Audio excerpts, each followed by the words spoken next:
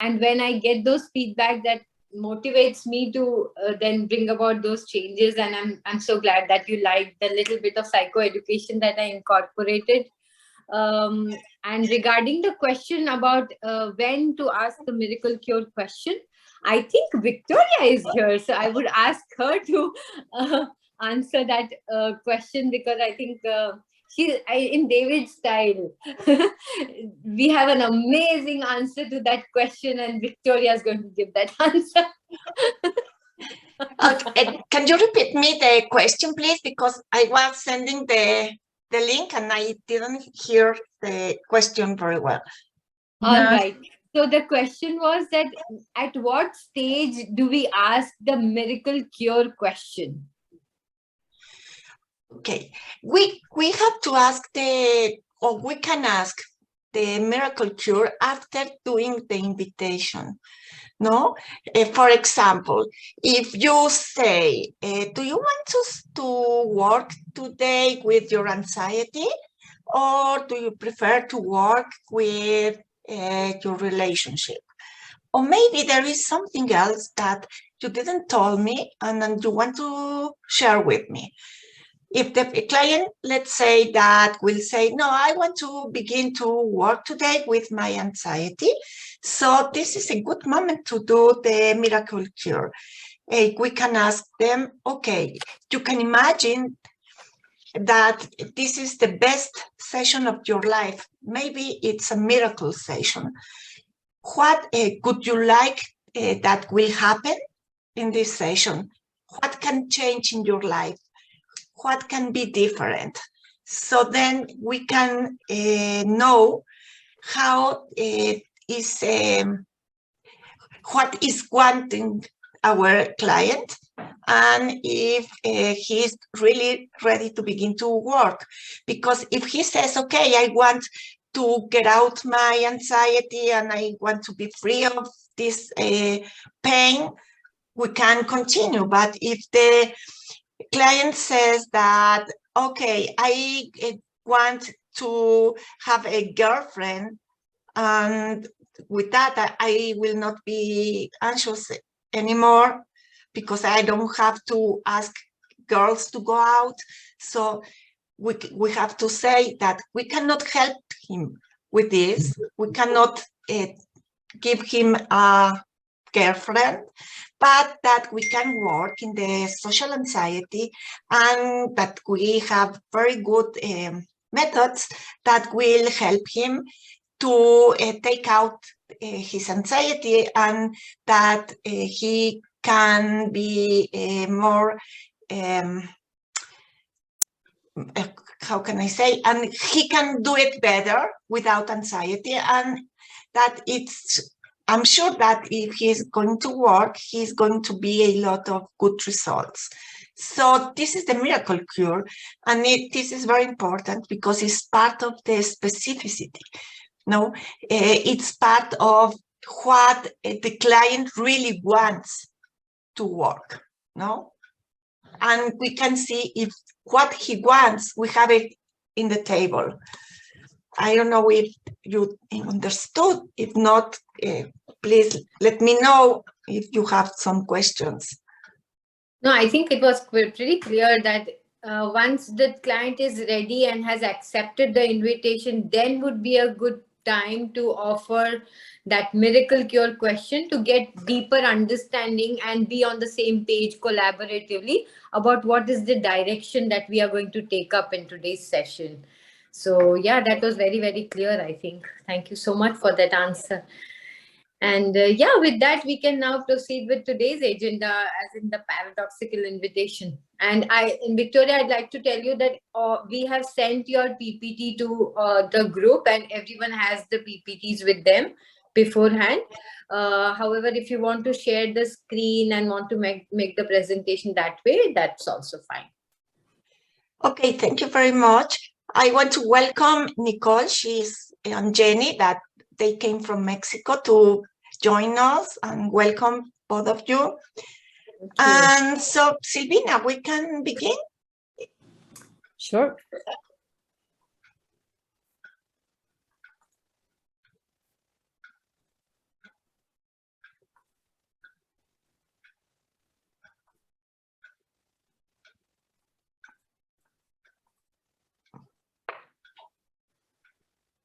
Are you able to share the screen? Yeah, all right, great. That's wonderful. Yeah, thank you. Thank you. So today we are going to talk about the paradoxical invitation. Okay, that this is a kind of invitation that it's different from the straightforward invitation that you already know. How do you say straightforward invitation? Okay, so we are going to see that we always begin with the T of testing, no? So we already did the brief mood survey, and this is a measurement assessment, but also it's part of the methods. It's very important. And after that, we go to the E of empathy, that it's very important that we need 2020 empathy scores. No, until we don't have 2020 empathy scores, we cannot continue.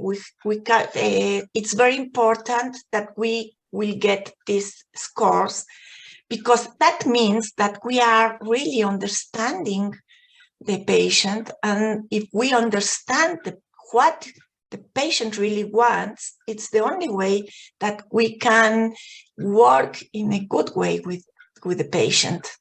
No? And also it is very important because it's a way to give respect to our patient, to respect really what he wants to work, and to respect what he really don't want or cannot work in this moment. So that is a reason why we need to have 2020 empathy scores. It's not because we want to be so good, and like if we went to the school and we got an A. No, it's because we have to be sure that we are understanding the patient, to give the respect that the patient needs. After that, we go to the agenda setting, and then we will begin with the paradoxical invitation. But I want to ask you, Silvina, if you want to say something more about testing and empathy? No, I just wanted to add maybe about the death of the ego with the empathy, that the first death of the ego is when we think that we know how the patient is because we see him smiling and he says, yeah, I'm fine. And we don't really know, we are not that good at perception, right? So this way with the testing, we have like an X-ray, an emotional X-ray of the patient, and we have all the information. So we are not as clever as we think we are, knowing how the people feels, just seeing them and listening to them. Oh, I like this very much, Silvina, because it's true. When you go to the doctor and you have a pain in your hand, maybe it's broken, but maybe not. So you just have the pain. So the doctor doesn't know what is happening until he takes the X-ray. So this is exactly what we do with the PMS. It's an X-ray of what is feeling in this moment our patient. And we are not supposing anything, because as Silvina said, we are not so clever, no? And we are not, we have not to suppose, we have to be sure what the patient is really feeling.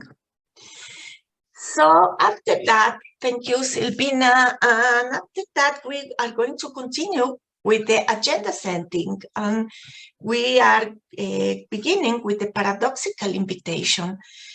We know that there are two ways to invite the patient to work, two different ways, no? The first is the straightforward invitation. So I can say something like that. I wonder if this would be a good time for you to roll up your sleeves and get to work on one of those problems, no? Maybe your anxiety and your relationship. Or if you like to blow off some steam first, speaking up and feeling heard can be tremendously important. And I don't want to jump in before you feel ready. Okay, this is one of our invitations. But the second one is the paradoxical invitation. And the objective, or the goal, is to remain in the status quo. That's what we want for the patient. No, this is the paradox. So we can say something like that. You have mentioned this problem, no? That maybe you are procrastinating a lot. So how painful it's been for you. Is that something you'd like to work on today? Is this something you would like help with? Or did you just want to tell me how painful this has been for you? It can be if you are procrastinating, or if you are drinking, or maybe you are gambling. There are a lot of kind of habits and addictions. So in the paradoxical invitation, we can use on binge eating, alcohol, drug abuse, gambling, internet overuse, video game overuse, procrastination, for example, but there are others. Can you say some kind of habits or addictions that maybe we can work with? Yeah. Okay. Does anyone have any idea of any other habit or addiction that is not listed over here? Yeah, there are so many. Which other habits? Smoking. Okay, of course. One very common habit. And you know, there are a kind of habit or addiction that we have, and we don't know that we have it, and it's the habit and addiction of our negative thoughts. And this is very painful a lot of times, no? So I don't know if we have some.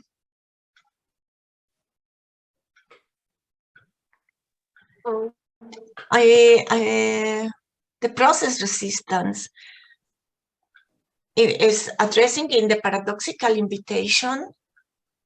In the paradoxical invitation, what we are going to do is to try that the patient will stay in the status quo. No, we are going to finish the presentation, and after that, all the doubts that you will have, please, all the questions, you will do them, no? Because maybe with the presentation, you will understand better. So, okay, we can use paradoxical invitation with all kind of habit or addictions, and there are so many kind of habit and addictions that it's incredible, no? We can have a lot of habits with the cell phone, with the, we play the games, the electronic games. We can be addicted to be in anger. We can be addicted to our thoughts, negative thoughts. There are so many kind of addictions that it's incredible. But we also can use this paradoxical invitation with the relationship conflicts. where there is a kind of addiction of anger or blaming to other person. This is also an addiction. Yeah. What we know is that it's easier, much easier to work with anxiety and depression because for people it bothers and they feel bad. So it's easier to work with that. But with the habits and addiction and relationships, it's much difficult to work because the habits, it's not just a problem, it's a solution. So let's say that paradoxical invitation gives to the patient the will to change, so we can find out in what direction they want to go. We can see the paradoxical invitation as a kind of positive reframing, and we can also see elements of the CBA. Okay, we are going to do a role play and you will understand it better. At the delivery, it's very important to be authentic. Always is very important to be authentic in TEAM-CBT. No, we have to be honest and we have to be authentic. If we don't believe what we are telling to the patient, then they will not believe it in either. Okay, so we have to really be very honest and authentic. It's a very important ingredient.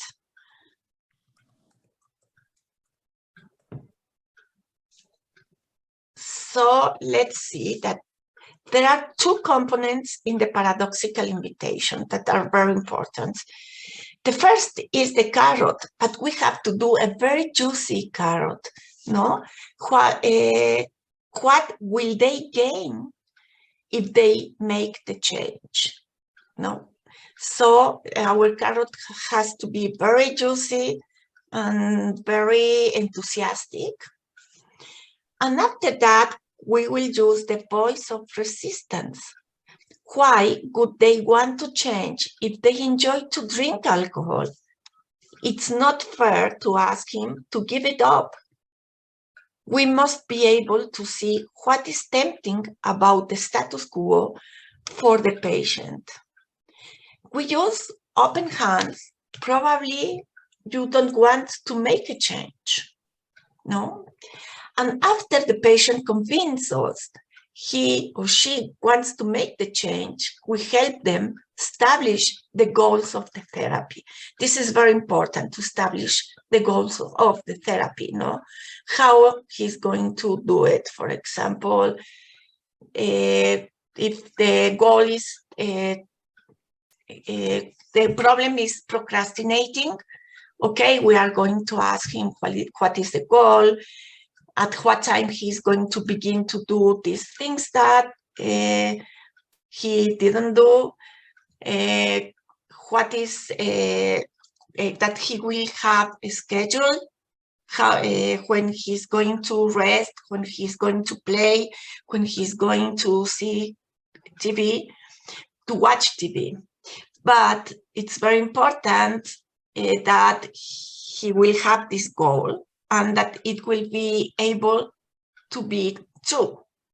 And we cannot have goals that we cannot do, that the patient cannot do. Okay, if Dipti, I don't know if I am being clear. Please, if they have some questions, please let me know, because I am trying to explain it in the best way, but I know that I am not so clear in English. I think I am pretty clear. If anybody has any questions, I think they are going to put up in the chat. So don't worry, Victoria, this group is very assertive. They are going to ask questions if they feel something is not clear. Okay, so thank you, Dipti. Thank you very much. It makes me feel more safe. Yeah. Just relax. I think this is very clear. I think the slides, even the portion that you've written, that is very clear. And when you're expressing, that is making it clear to me.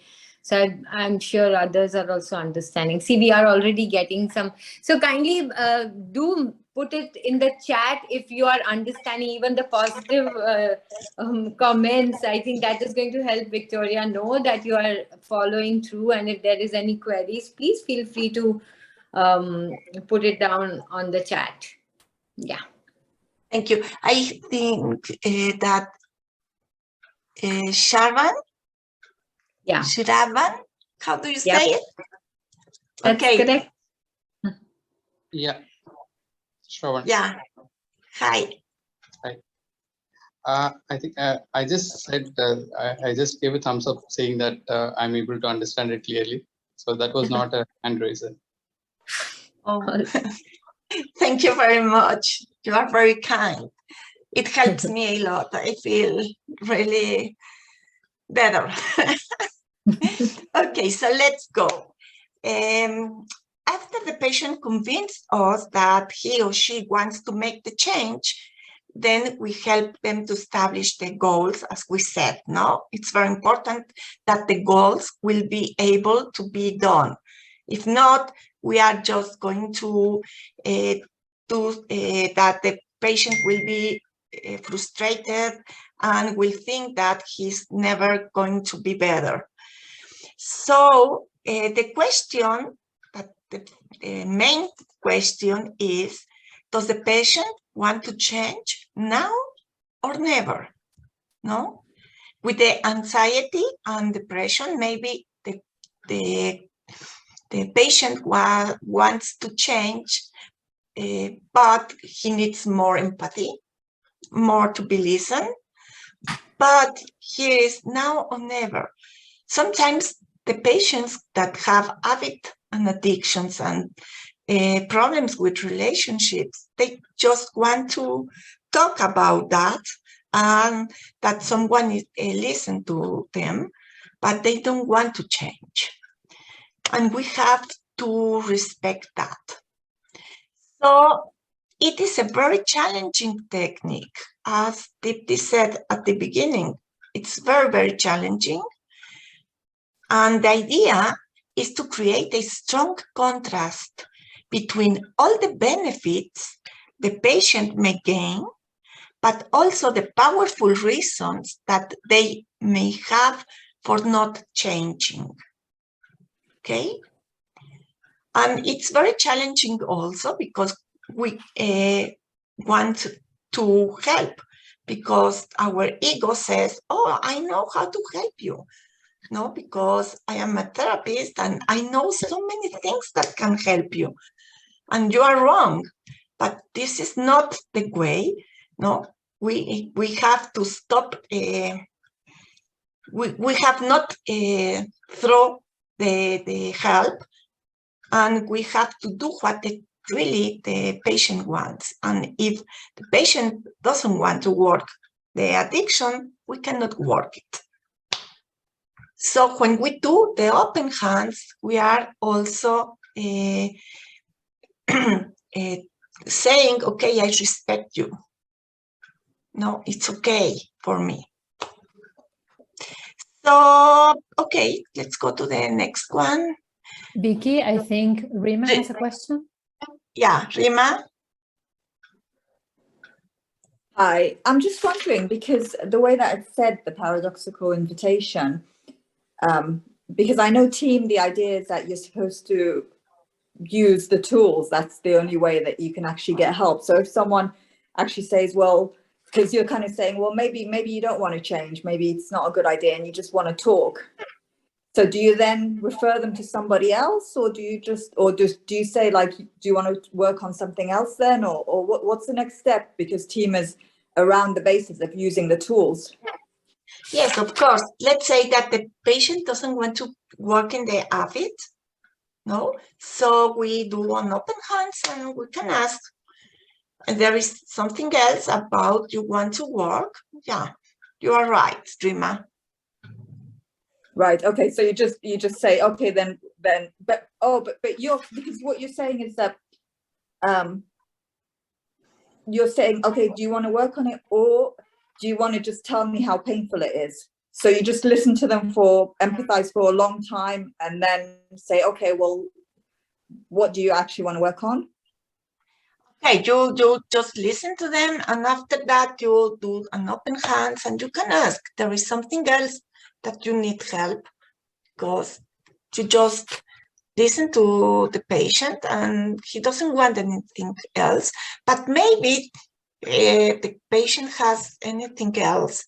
No, maybe doesn't want to work with the relationship, for example, but wants to work about the sadness.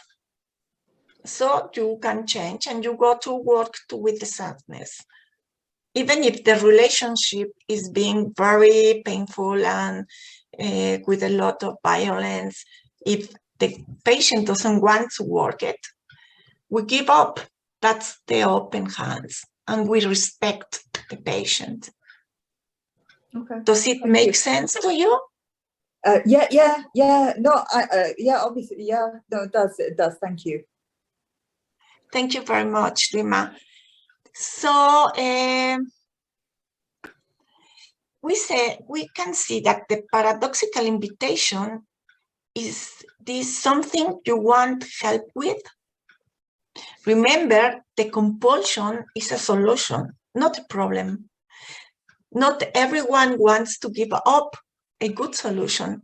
That's why it's very difficult to work with the habits, no? Because this is a solution also. When I am very anxious, I drink and I feel much better, no? So this is my solution of my anxiety, the solution that I know, and I think that it's good for me. So we do also Miracle Cure, ensure what they want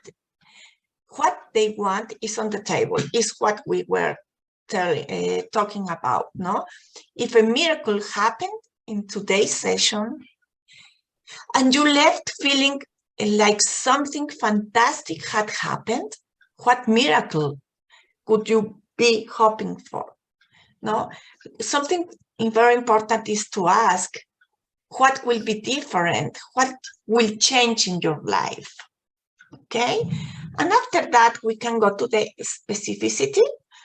The patient can say, Tuesday at 8 p.m. over dinner with my family, I could not stop viewing funny dogs videos on Instagram, and I was missing on the family conversation. So if you want, we are going to make a role play, Silvina and I, and you are going to see how to do the paradoxical invitation. Okay, so hello, Silvina, how are you? Hi, Victoria. I'm glad to have you here today. I'm glad to be here. Thank you. So I'm wondering if you wanted to work today with this situation that you told me last week, that you are using a lot your cell phone and you cannot stop. Yes, I want to work with that. Do you want to work with that? Okay, so Silvina, can you please help me giving me a moment in a time, a very specific moment in a time, when it was, at what time, what was happening, with whom you were in this moment. The most important is that you will give me a lot of details. You know why? Because all these moments have the same ADN. So if we can resolve this moment, you are resolving all the moments in your life that you are having this problem of wanting to use your cell phones, yeah?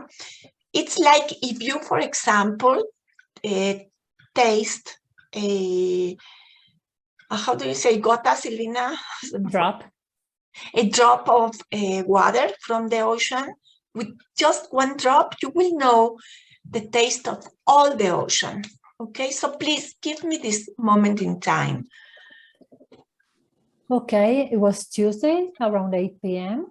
I was over dinner with my family. We were having ravioli, and I could not stop viewing funny dogs videos on Instagram, and I was missing on the family conversation. Okay, so I did a mistake because we are one step after. No, we will go back again, okay? Sorry. So, okay, Silvina, let's begin again. Sorry, this is not the paradoxical invitation. This is after the paradoxical invitation. Okay, Silvina, we were talking a lot, and I would like to ask you if do you want to work today with this habit that you have with the cell phone, or maybe there is something else that you want to share with me and you didn't tell me? No, I do want to work with the cell phone addiction I have. Okay, so I want to tell you that I have a lot of methods and fantastic methods that can help you, really. It will help you a lot. And I am very interested in working with you because I really like you, no? And I'm sure that if we work together, we will have such good results, yeah? But I'm wondering if it is fair to ask you that, because you told me that when you see your cell phone, you feel very calm, you feel very connected with the world, you have a lot of friends, you have a lot of fun, and you really enjoy being with your cell phone. So I'm not sure if it is fair for you to ask you to leave your cell phone habit. You know what, Victoria? I know it's not fair. That's the way I feel it, but I'm missing so much on my family time together that I had enough. I think it's time for me to change. Okay, so you are telling me that you really want to change. That's what I'm telling you. Okay, so now please give me a moment in time, a specific moment that you were using your cell phone. What we did. I don't want to waste more time. So she told me that it was Tuesday at 8 p.m. over dinner with the family, and she could not stop viewing funny dogs videos on Instagram, and that she was missing the family conversation. So let's go ahead. So in this moment, when we are working with the paradoxical invitation, we don't use the daily mood log. Instead, we give to the patient the habit or addiction log, no? And first, we see the temptation. And for example, aquí, in this example is the upsetting situation is that the colleague threw the box of candy in the trash. So we can measure the negative emotions, and after that we are going to look for the tempting thoughts, okay? So in this example is that chocolate looks so good, no? And it's 100%, believe it. It could taste wonderful, 100%. I could just take one teeny bite, and it's 100% also, believes it. And one little piece couldn't hurt, 100%. I can skip dinner if I eat too much. So 100%. Okay.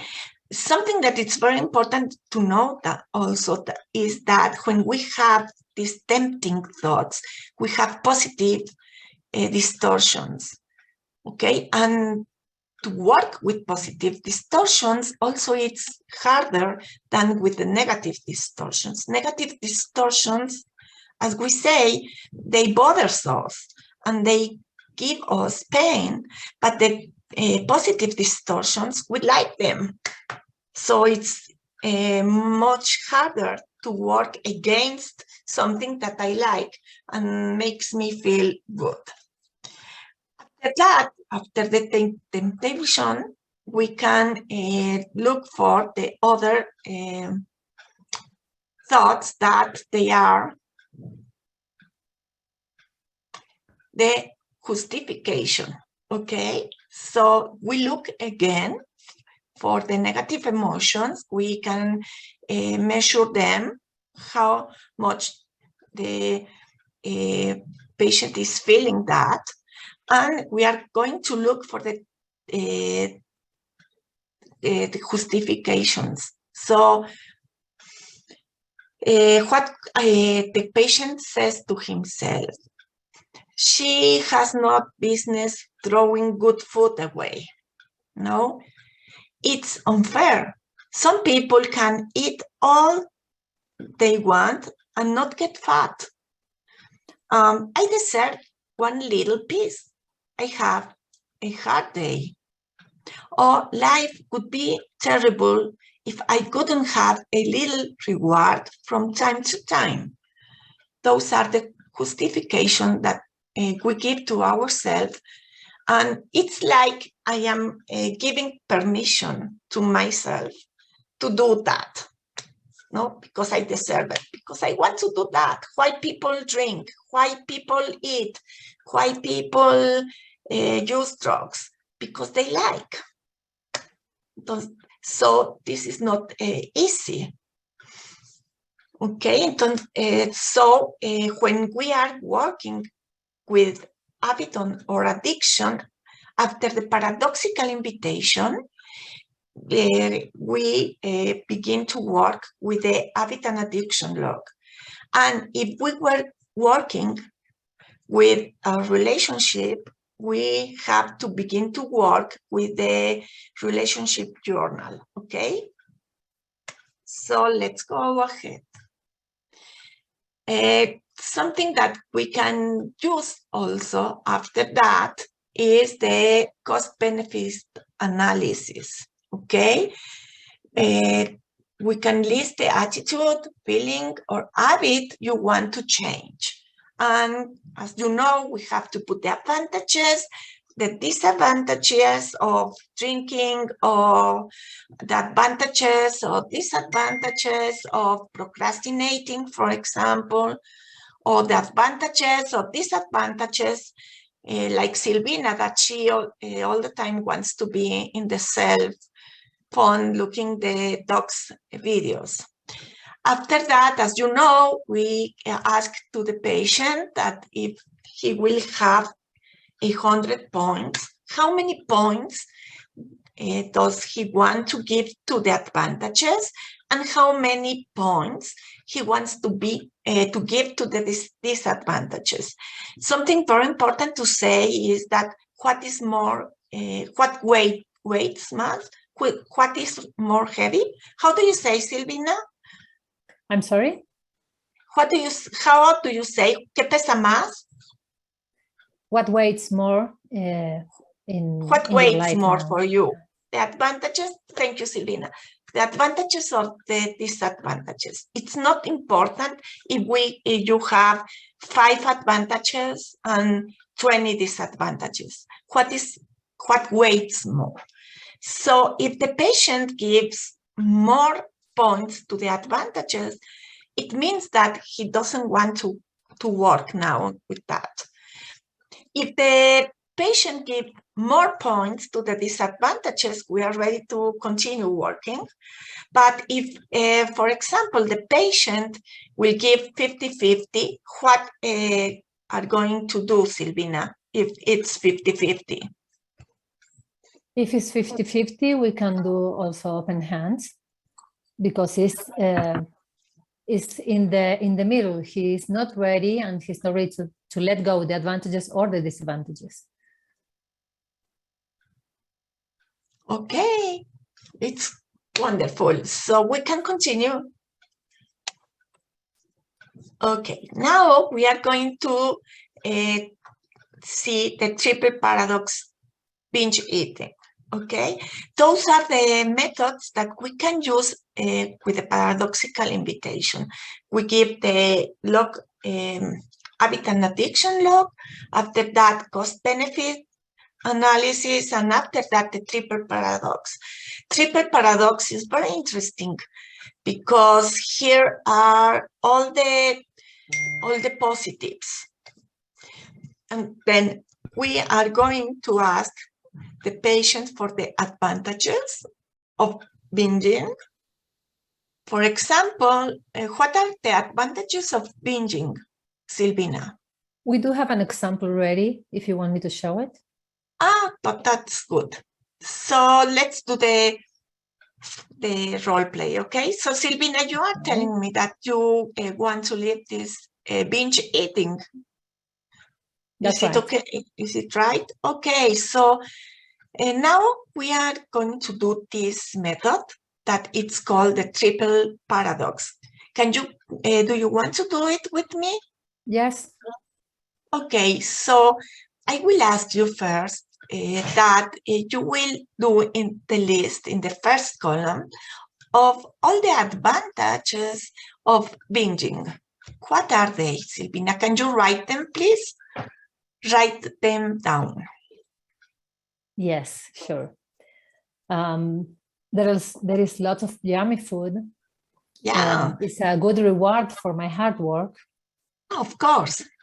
And after that hard work, I deserve it. Yeah. It's also fun and easy. I don't have to think about cooking, what to Wow, cook. yeah, you are right. It's a good way to pamper myself. It's something that I look forward to during the day. It helps me relieve stress, boredom, anxiety, depression. I also don't have to fight constant urges and yearnings. And life is short, right? So why not to binge it? And I can focus in what I really want to do and not in thinking what I'm gonna cook today. It's also a social activity. When I get together with my friends, you know, it's fun. It's fun and it's social, so I enjoy it. And also I get to appreciate others' cooking instead of eating my food. You are absolutely right. There are very valid reasons to binging. Now, please, can you do the list of the disadvantages of diet and exercise? Can you do it in the second column, please? Sure. Write it down. Okay, so the disadvantages is that, first of all, exercise sucks. There is no runner's high. That's a lie. There are no rewards, you know? Yeah. Yeah, life becomes very constant struggling, you know, having to do things that I don't want to do, I don't feel like doing. Only works in short term. People will see how slow I am if I go jogging, because I don't usually go, so I'm gonna start so slow. People will see how obese I am if I work out in the gym. You know, everybody looking at themselves in the mirror is gonna be awful. Yeah. And it takes a lot of time and energy. And life becomes an endless treadmill of must and shoulds. And I have to say no to people when they invite me over, or they have plans to go eat to some restaurants. So, I don't like to say no to people. Yeah, you are right. So, okay. So now I will ask you something else. Please give me, now we are going to be the hidden course value, positive and awesome. That what shows about you binging, that it's positive, that it's awesome, that it shows a lot of your values. Can you do this list, please? Yeah, I have a few. You know, it shows that I'm a rebel. I do whatever I want to do. Yeah. You know, I'm not preoccupied with fitness. I'm preoccupied with more important things in my life. I'm not obsessed with fitness like everybody else. I'm an independent thinker. You know, it shows self-love. I do whatever my body asks me to do. Yes, I really like that. It shows I value happiness and satisfaction, and I think that's great. Yeah. Dalai Lama says happiness is the meaning of life. And you know what? I do believe that. Wow. I believe that also. I agree with you. See? I really like that. I can accept myself as I am without constantly telling myself I'm not good enough, thin enough, you know, and it shows my love for my family and others because I cook all the time for them and we eat together and I want to get together with them. So it shows all my love for them. Okay, that's incredible. And you are really right. I really like that. So I want to ask you if you have so many advantages and that the disadvantages of diet and exercise are ugly. And these advantages shows so many things that are positive, that are beautiful, that are awesome, and it shows a lot about your values. Why do you want to change them? You know what? Even though it is true, I love food. Food is great. Exercise sucks. You know, it shows self-love. Even all this is true. You know, I don't have the strength to play with my kids when I want to play with them, to run with them. There are a lot of things that I can't do because of this binging eating that I'm doing. So I think it's time for me to change. Okay, I like that. Let's work. Okay. Next, please. So we can move to the decision-making tool that we are not going to see today because we don't have so much time, but the decision-making tool, it's a very good tool. I don't know if you know it. They know it? I think so, because people who have done level 1 with me, they have done that in the method section. So I think most of the people know about this decision-making form. Okay, if not, we will learn it after that, but it's a very good method that helps to make a decision. No, for example, to binge or to stop binging, to for example, to drink or stop drinking. Any kind of decision, it's a wonderful tool, really. And after that, we are going to do the small groups, Dipti. But before the small groups, maybe they have some questions. Yeah, sure. So if anyone has any questions or doubts, please feel free to raise your hands and we can quickly take those up before we break into breakout rooms. And we have breakout rooms wherein we have divided. Arushi has already prepared the breakout rooms and we are going to break into diets so that we can practice this specific part, like offering a paradoxical invitation. If you all want one more demonstration, I think Victoria, if we can offer one more demonstration of offering paradoxical invitation, say for example with relationships or even with anxiety, like, you know, I think that would be helpful if we can give a demonstration of that. Is that okay? Okay, it's wonderful. Let's do some demonstration, Silvina, with relationship. Do you want? Yeah. Sure. Yeah. Okay, Yeah. so Silvina, hi. How Hi. are you today? I'm fine. Thank you. How are you? Fine, thank you. And so we did empathy. So, okay, Silvina, you told me that you have a lot of problems with your husband and that you feel very angry at him and very uncomfortable with him. And you told me that he all the time criticized you and that he never says nice things to you, and he's not grateful to you that you work so much at home and you cook and you wash the clothes and you have everything in order, and that he always is angry and he's not nice with you. No, That's you right. told me that. Mhm. So I want to know if you really want to work with your relationship, or you just want to tell me what is happening in your marriage. You know what? I do enjoy complaining about him, but I think I'm gonna work to change because I don't think he will. So I think I'm gonna be the one working to change. Okay, Yeah. so, okay, Silvina, so you are telling me that you want to work, yeah? That's And right. I want to ask you something. If this session can be the best session of your life, maybe it will be a miracle one. What kind of miracle would you like that will happen? What will be different in your life? What will change in your life? I think what would happen is that we will stop having conflicts, and in my house will be more harmony. You know, I'm gonna feel more at peace.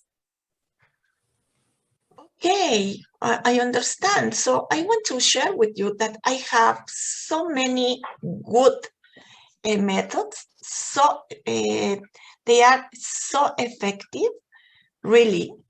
And I really like to work with you. And I'm very interested that you will have more harmony at home. And I'm sure that if we work together, we will have you will have a lot of good results. I'm sure that you will work hard and we will have fun and we can have so many good results and a lot of success in our work together.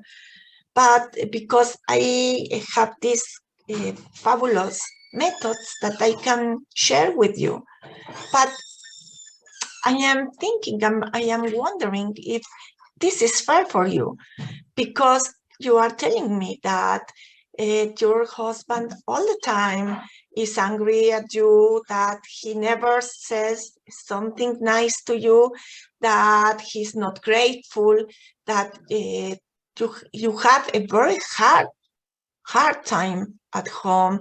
And I don't know if it is fair for you that you will do all the work. He never is lovely with you, he's not grateful, and you work so hard at home, you cook and you wash the clothes and you have everything in order. So I'm not sure that this is a good idea and that it will be fair that you will do all this work. You know what? Everything you said is true, but I think when I change, maybe the whole relationship changes. So I'm gonna start working myself. Hey, that's wonderful, Silvina. So I will give you the relationship journal. Okay. Okay, thank you. Awesome. Yeah. So, Okay. Silvina, can you also demonstrate how, if you reject that invitation, how that would look like? I think the group will be able to understand that. How do we sit with open hands if the invitation is rejected? Because there's a high chance the invitation will be rejected. So this was a demonstration of something when the invitation is accepted. And Silvina is being very wise to work on herself, but there is a chance that Silvina might decide that, no, I don't think I want to work on this relationship wherein this husband of mine treats me so badly. And then how does the therapist take the stance? Okay, do you want to ask me, Victoria? Do you want to invite me again? Yeah, so I'm not sure that it's fair that what I am asking to you, because even if my methods are so good, and I know that if we work together, we can have very good results, and we will have success in our work together. I am wondering, is it fair for Silvina that she all the time is having a bad time at home? I don't know if it's fair for you that you will do all the work and your husband always is angry, never is grateful, never is lovely, and you work so hard and you cook and you wash the clothes and you have everything in order. So I don't know if that is fair to ask from you. You know what? He's such a pain in the butt. Yeah, it's not fair. Yeah, I'm not working. Yeah, Okay. He has to work. He has to go to therapy. Okay. So Silvina, here is my open hands. Okay, that's true. There is anything else that you want help with? Yeah, I think I'm gonna want help with my anxiety over my Okay, work. so excellent. So we are going to begin to work with your anxiety. Okay. So she didn't accept the invitation, so we cannot work with that. Awesome. Yeah, that was excellent. Yeah, I think this was so nice, because this is what happens most of the times, and what Victoria, you just mentioned, that we have this intrinsic need to help our clients, and that's something which we have to stay away from, because that doesn't work. If we push our clients to work, even if they do not want to work, then I think it doesn't help. Rather, that's where the paradoxical component comes in, that we rather become the voice of resistance. So if you notice, we are not hiding away or shying away from what all resistant components that Silvina was mentioning. In fact, Victoria brought it out on table to make the client once again see that, remember, your husband is not a very easy person to work with, and he is actually the pain in the ass. But do you still think you would want to work on yourself?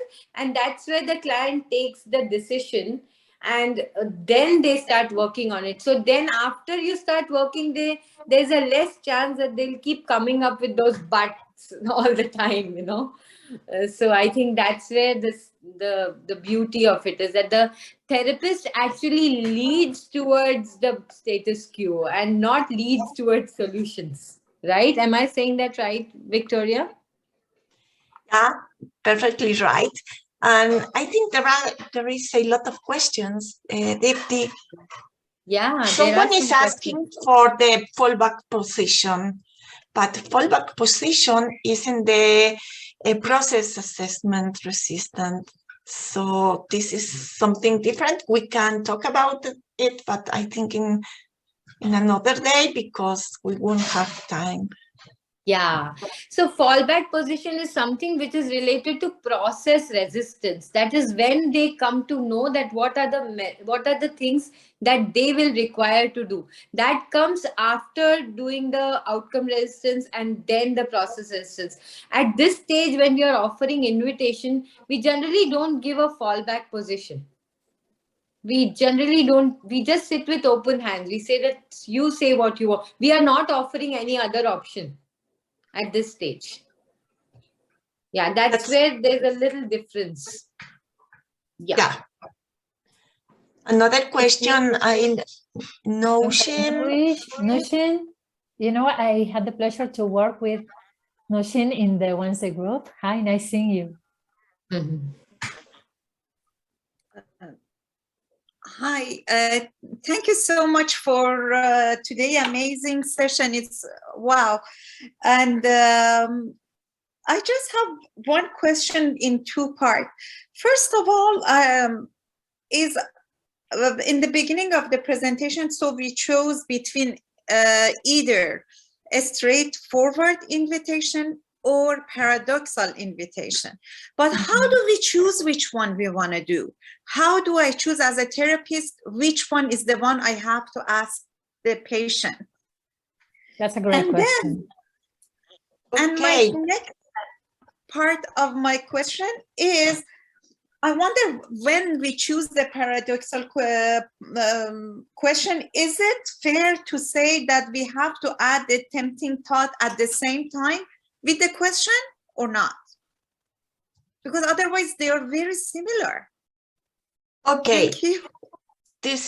Those are very good questions. We used to do the paradoxical invitation when we have problems of habit, addictions, and relationships. Okay, so when we have problems of depression or anxiety, we used to use the straightforward invitation. Okay, and when we do the voice of the resistance, we just repeat what the patient told us about why he drinks, why he has problems at home, no? For example, if I have a patient that he doesn't want to drink anymore, but he told me that he likes to drink, that it's very important that he really have a lot of friends when he drinks, and he has a lot of fun, and that everybody loves him when he goes with the friends and drink.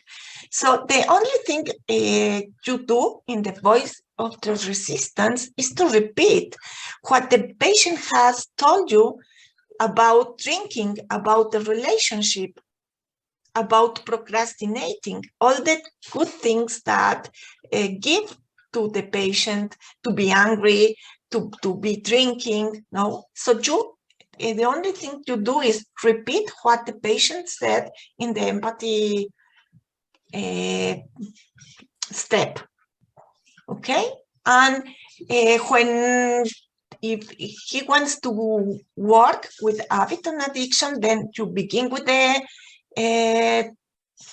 habit and addiction log. So then you will look for the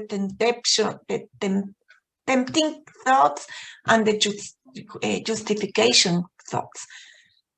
Okay, I don't know if I answered your question. Yes, thank you very much.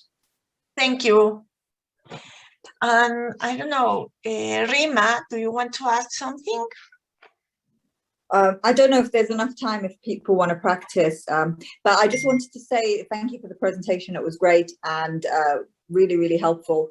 And also just that for the breakout groups, I have to leave early. I don't know if Arushi saw my chat. So just so she puts me with a threesome. Yeah. But I don't want to take any more time. I've got loads of questions, but I don't want to take any more time. Okay, thank you, Rima. Thank you. Akanksha, sorry for if I am not telling it well. How do you say your name, please? It's Akanksha. Akanksha, okay. And after that, we will go to the small groups. I have one easy question. I just missed out on your cost benefit analysis. So you said that when the disadvantages outweigh the benefits, then we would not proceed any further. We would not ask the person to kind of change or anything because he is satisfied with whatever habit he or she has, right? If the advantage is more than the disadvantages, then only we would kind of work with the client. What are we going to do when it's 50-50? I missed that portion out. Hey, Silvina, can you answer that question? Yes, that is right. And the main thing is that in paradoxical invitation, when we use the advantages and disadvantages, what we do is we understand the person we have in front of us. You know, when you're trying to sell a car to someone, they may resist, right? So in this case, the game changer is the empathy. We can see his life through his eyes, right? So instead of pushing him to change, we highlight the reasons not to change. In this case, with the advantages and disadvantages, we see that if the disadvantages are higher, it outweighs the advantages, then he is not ready to change, right? So we understand that and we do open hands. Okay, thank you. Did that clear the question? Yeah, but what to do when it's 50-50? When it's 50-50, we also do open hands because he's in the middle. He's not ready to work to leave the disadvantages or the advantages. So we need a little bit more than 50 to start to work with the patient. Wouldn't we ask the patient if, like, you know, you could kind of, this is how we cannot work with 50-50. If you could give one more mark, or we would just leave there only at open hands. What are we going to do here? If we push him to put more things in the list, we are pushing, right? We are trying to convince him to want to work.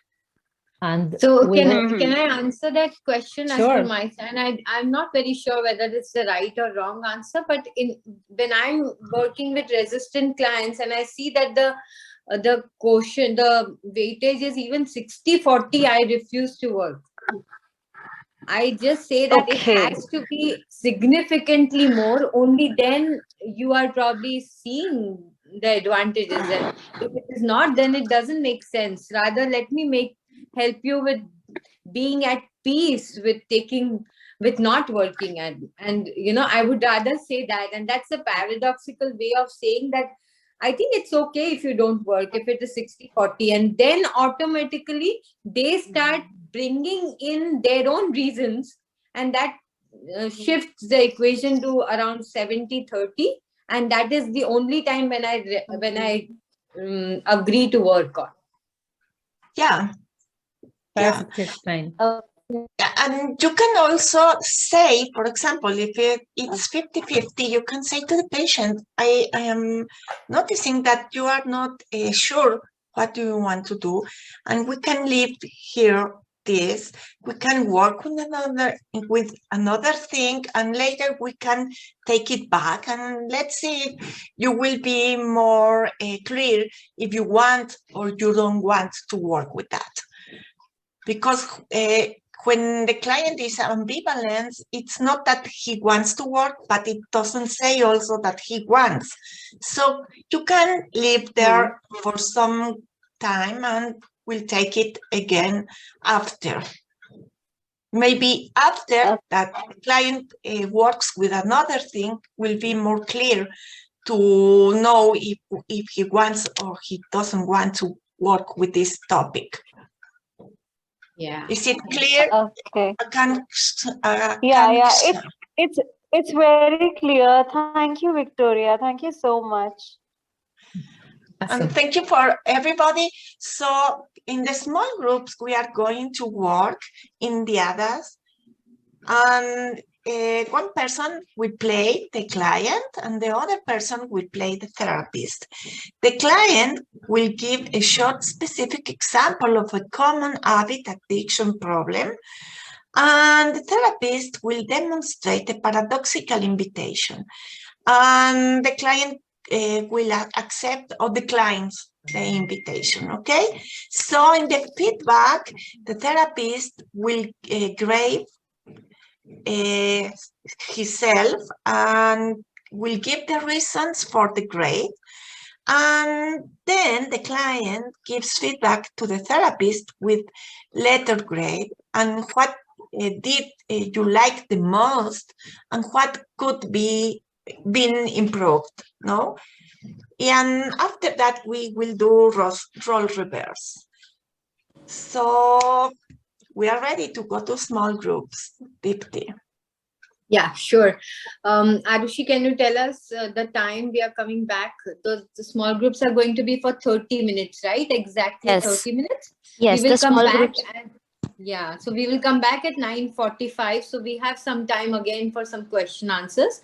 So we can get to that bit of a closure in 15 minutes. So the breakout rooms are going to be 30 minutes and they are going to be broken into diets. So two people will get, both of them will get a practice. So you can do role reversals as well. 15 minutes for each participant.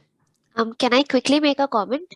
Yeah, So sure. there were a few dropouts last moment before the breakout room started. So there are possibilities that in some groups it's the leader and one participant, and in that case they can play the diet. Will that be okay? Yeah, yeah, absolutely. Okay.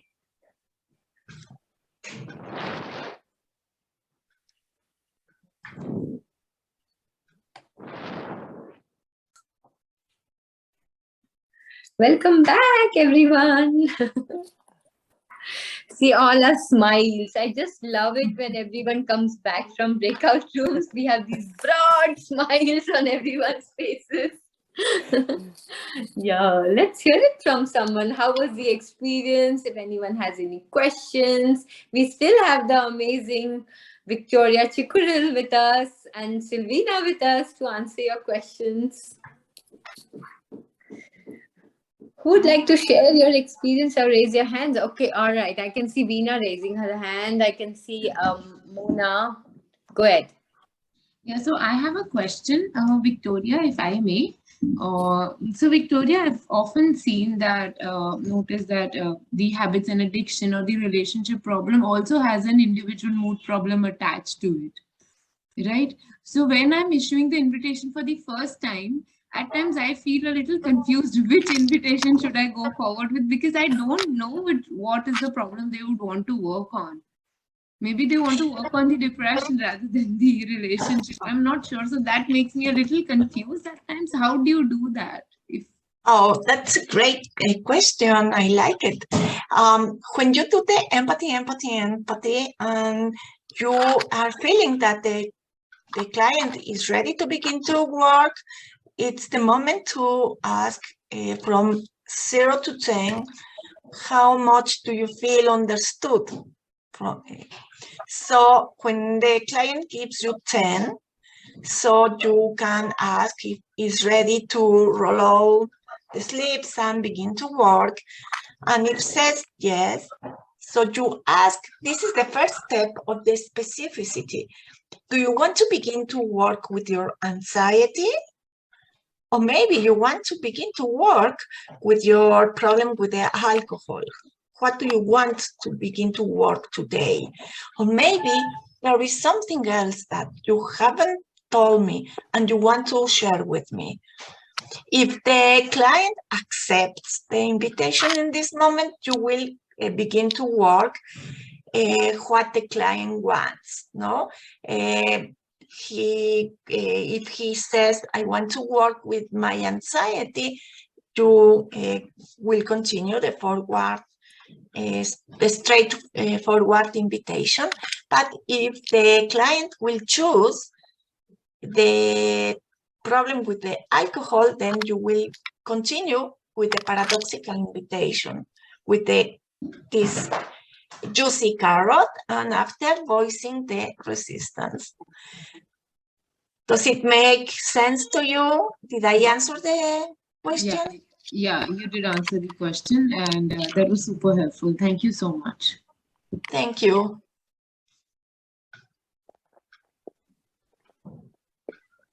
Any other questions or comments? You're most welcome to share your thoughts.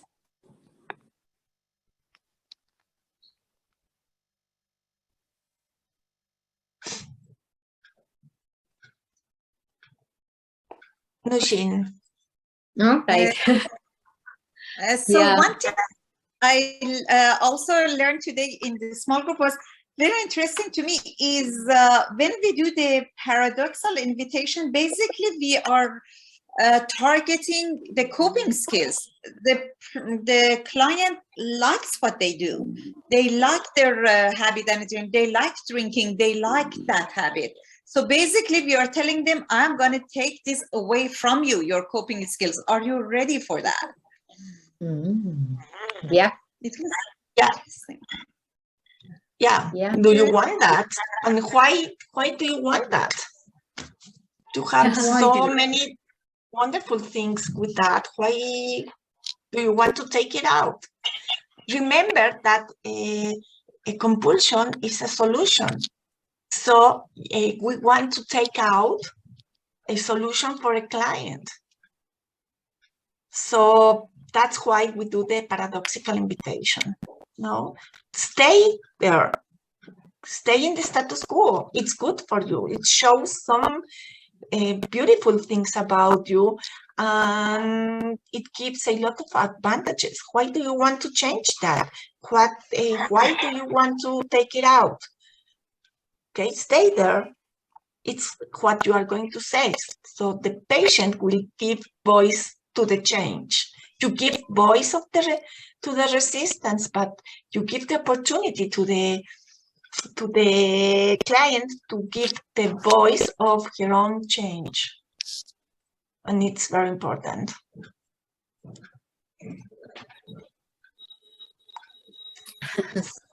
Yeah, I really like that phrase so much, that we have to remember that their compulsions or their habits are a solution and we are going to take it away from them.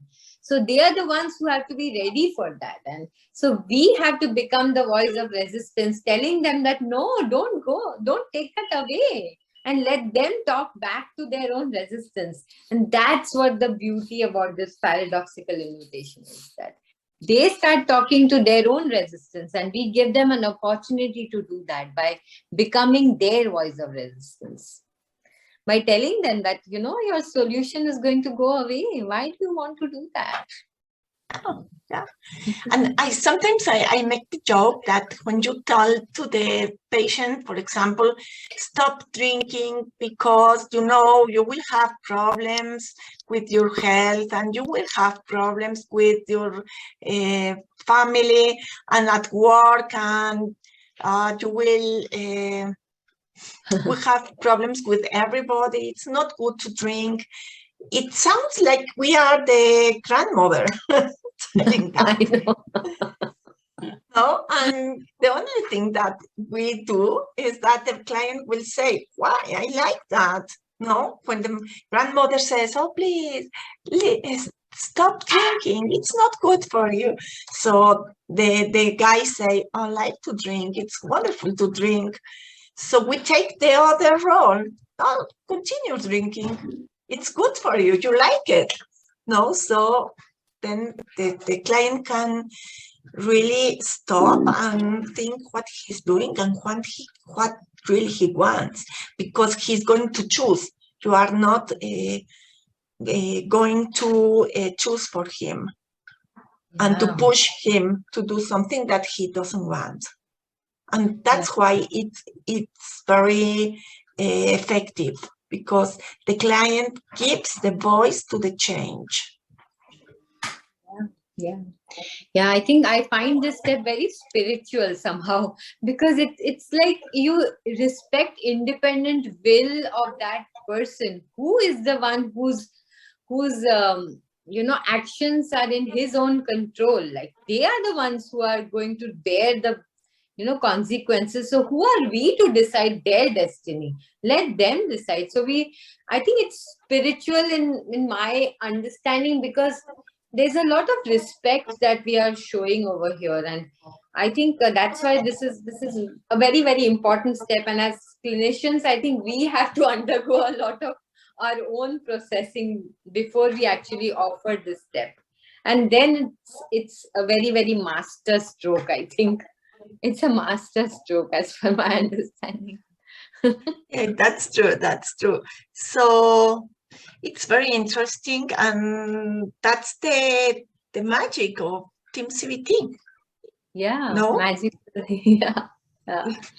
Yeah, it was so nice, Victoria. We really enjoyed your session. It was so crystal clear and so precise. And I think you also incorporated some important components like the cost benefit analysis, the triple paradox. So that was very nice, because it felt to me that paradoxical invitation is more like an umbrella technique of all the component, all the 5 steps of assessment of resistance. This is like, you know, weaved in all the steps.